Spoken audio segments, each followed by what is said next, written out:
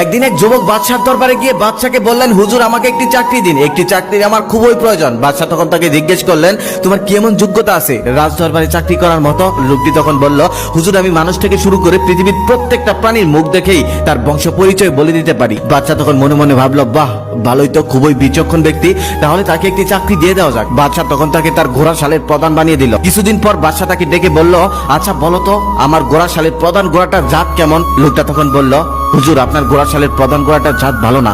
বাদশা এটা শুনে রেগে গেল, কারণ সে 1000 স্বর্ণ মুদ্রা দিয়ে ঘোড়াটা কিনেছে আর তাকে প্রত্যেকদিন অনেক ভালো ভালো খাবার খাওয়ায়, অনেক যত্নে সেটাকে পালে, এমনকি বাদশা সেই ঘোড়াতেই চলাফেরা করে। কিন্তু লোকটি তার কথাই অটুট রইল, বলল আপনার ঘোড়ার জাত ভালো না। বাদশা তখন সেই ঘোড়া বিক্রেতাকে ডেকে আনলেন, ডেকে এনে জিজ্ঞেস করলো, সত্যি করে বলো এই ঘোড়াটার জাত কেমন? তখন লোকটা কাঁপতে কাঁপতে বলল, হুজুর আমাকে ক্ষমা করুন, এই ঘোড়াটি অনেক ভালো জাতের ছিল, কিন্তু যখন ও ছোট্ট ছিল তখন ওর মা মারা যায়, তারপর থেকে আমি ওকে গরুর দুধ খাইয়ে বড় করেছি, এই জন্য ওর হাব ভাব একটু গরুর মতো হয়ে গেছে।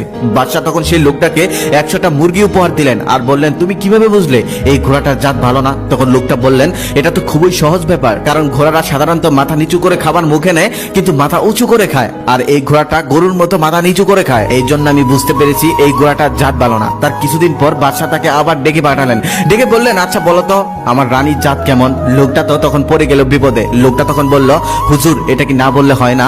বাদশা তখন তাকে আরো চেপে ধরলো, তুমি কেন বলবে না, এটা বলতেই হবে। লোকটা তখন বলল, এটা জানার জন্য আপনাকে আমাকে কিছুদিন সময় দিতে হবে। তখন বাদশা বলল, আচ্ছা ঠিক আছে, আমি তোমাকে 7 দিন সময় দিলাম।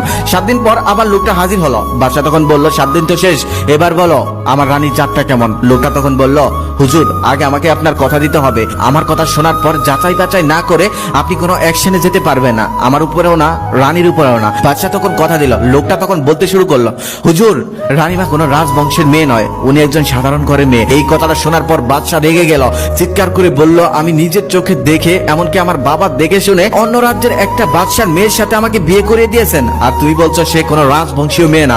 এই কথা যদি ভুল হয় তাহলে আমি তোমার গর্দান কেটে নেব। তারপর বাদশা যাচাই